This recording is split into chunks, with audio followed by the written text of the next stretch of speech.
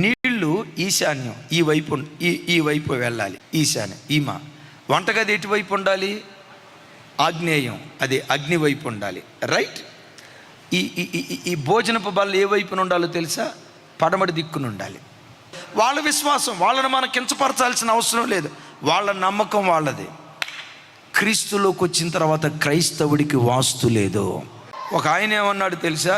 ఊరుకోండి పాస్టర్ గారు, ప్రత్యక్ష గుడారంలోనే వాస్తుందండి, ప్రత్యక్ష గుడారం కూడా వాస్తు ప్రకారమే కట్టాడండి అన్నాడు.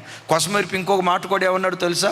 నోవాహు వాడ కూడా వాస్తు ప్రకారమే కట్టారు అయ్యగారు, ధ్యానిస్తే కానీ మర్మాలు బయటకు వస్తాయి.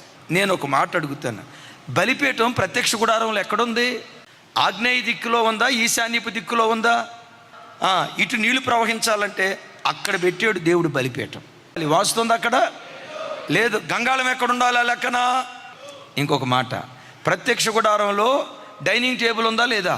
అదే భోజనపు బల్ల సార్, సముఖపు రొట్టెల బల్ల పేరుస్తారు కదా. సముఖపు రొట్టెల బల్ల వాస్తవంగా వాస్తు ప్రకారం పడమట వైపున ఉండాలి. ఎక్కడ ఎటు ఉందో తెలుసా? ఉత్తరం వైపు ఉంది. ఇప్పుడు చెప్పండి, ప్రత్యక్ష గుడారంలో వాస్తుందా? ప్రత్యక్ష గుడారంలో కాదు, క్రీస్తులో ఉన్నవాడికి వాస్తు లేదు. ఒకవేళ వాస్తును పాటించావా, విగ్రహ సంబంధమైన ఆచారాలు నువ్వు పాటించినట్టే లెక్క. కొంతమంది క్రైస్తవులు ఉంటారు, మహాభక్తులు. పెళ్ళేమో పాస్టర్ గారి చేత చేయించుకుంటారు, ముహూర్తం ఏమో పంతులు గారి చేత చేయించుకుంటారు.